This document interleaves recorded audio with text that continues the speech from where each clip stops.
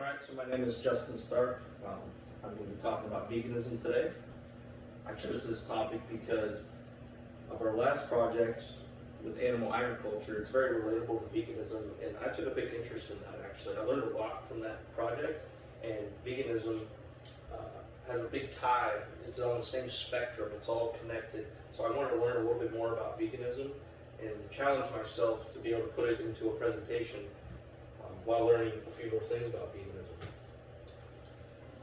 So first, we're going to talk about a definition here, and then secondly, we're going to explain some of the foods that vegans eat, some beverages, and then we're going to go into some of the effects of veganism, positive and negative, on humans, environmentally, economically, and then after that, we're going to talk about the community of veganism that surrounds it and the support they get, and we're going to wrap it up with a small conclusion. So first, this is a definition I got from the Vegan Society. I looked up a couple different definitions, and I didn't feel like they explained veganism in the correct way, and I thought the Vegan Society did a great job with it, so I'm going to go ahead and read it. A way of living which seeks to exclude all forms of exploitation of and cruelty to animals for food, clothing, or any other purpose. By extension, promotes the development and use of animal-free alternatives for the benefit of animals, humans, and the environment. I really like this definition because of these three words: animals, humans, and the environment. I think that's what veganism really stands for. They don't agree with animal slaughtering, the greenhouse gas effects, which is the environment, and then humans. Veganism is proving to be a much healthier diet, and it has a lot of great health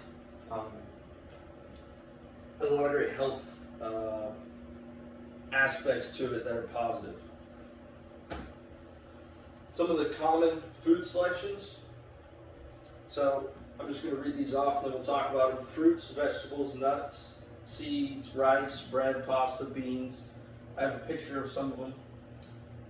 And they mix these together, and that's how they create their meals. And then I also researched some beverages, like they can only use vegetable oil to cook with. They're dairy, so they got to use soy milk and almond milk. And then it was interesting, Pepsi has some products that are not vegan friendly, but Coca-Cola, basically all Coca-Cola's products are vegan friendly. So that's a sort of a big marketing aspect for Coca-Cola to the vegan community. So vegans got to watch what they drink as well, not just food. So some of the aspects of veganism and why vegans become vegan. The first aspect is a health situation. Veganism produces less risk to certain conditions like heart disease, diabetes, and it also creates better blood cells to fight cancer. And we're going to talk about that in a second. Some beliefs of animal consumption and animal cruelty and animal agriculture. That's one of the reasons why vegans become vegans. They don't agree with the animal consumption aspect of it. My sister is actually a vegan. She's been a vegan for 3 years, and her reasoning was the health side of it. Not because she's scared of heart disease and diabetes at a young age. She felt like she can get into better shape by becoming vegan, and it would affect her body in a different way than having a regular diet. So the human effect of veganism. We're going to talk about some effects: human, environmental, economic, and animal.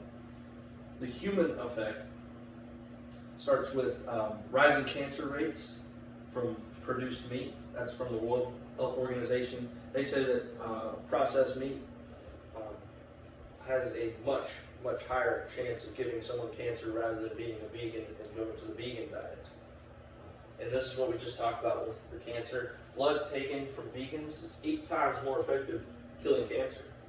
I mean, that is astonishing. It really is. That's really surprising.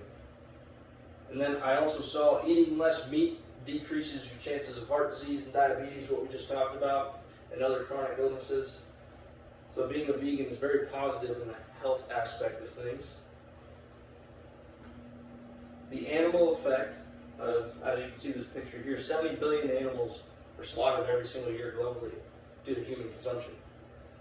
The living conditions of these animals are barbaric, as I have written there.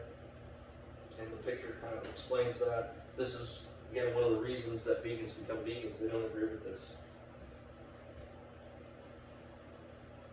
So the environmental effect of veganism, and this is what I kind of learned in the last presentation, the greenhouse gas effect. Animal agriculture accounts for over 50% of the pollution. And the CO2 being released in the air due to greenhouse gases from animal agriculture. If more humans convert to veganism, the water prices would decrease significantly globally. A hamburger from McDonald's takes 660 gallons of water, and 1 pound of beef takes 2,500 gallons of water. That's absurd. And some of the top companies in the industry, such as Tyson, have a much larger effect on the pollution than oil companies. And this is what our last project paper kind of explained to me is, yeah, the oil companies are a big part of this, the pollution, but not as big as everyone thinks. It's mainly this environmental aspect to the greenhouse gases in animal agriculture. And I think veganism is a great way to help some of those pollution levels go down and not produce 70 billion animals every year being slaughtered. And then there's economic effect. This is one of the negatives of veganism. Veganism is a much more expensive diet than your regular diet. Per week on groceries, a person will spend $61 on him or herself, while a vegan will spend $87 on him or herself. That's a big difference, and that's just groceries. The average vegan spends north of $500 a month, and that includes all food. So what I mean by that is restaurants, groceries. So it's a much bigger, substantial economically for veganism. And that's why I think one of the main things the vegan community needs to focus on, if they really want to grow veganism and help the environment, is find a way to get their products to be cheaper, find a better solution to being vegan in terms of economically. Because the lower class and lower middle class is going to have trouble converting if they're spending $25 more per week in groceries.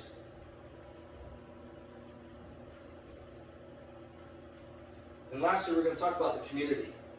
So my sister, I said, has been a vegan for 3 years, and I asked her how the community is, and she says it's a very tight-knit community. Great support for each other is important, she said, because people who, the way she explained it to me, it's almost like people who are going through AA for alcohol or smoking.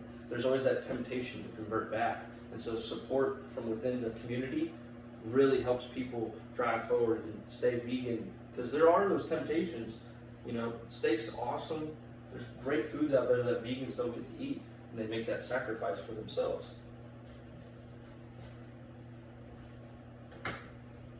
And then I saw this picture online. Apparently, there are tons of vegan festivals around the world.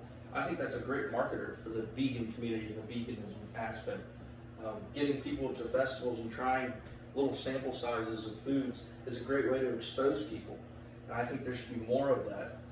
With more of that, you might expose a few more people and convert more people to veganism, which in turn will have a better effect on humans physically, have a better effect on the environment, have a better effect on animals and animal agriculture.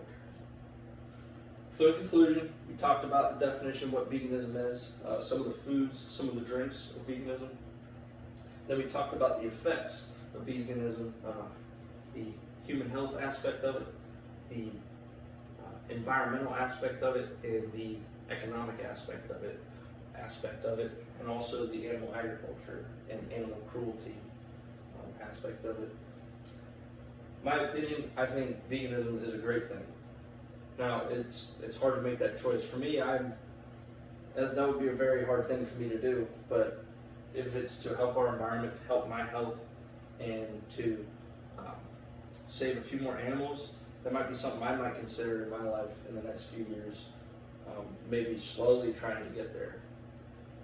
My sister's been doing it for 3 years and she's doing really well, so that might be something I try to do. We'll see how that goes, and that's my presentation.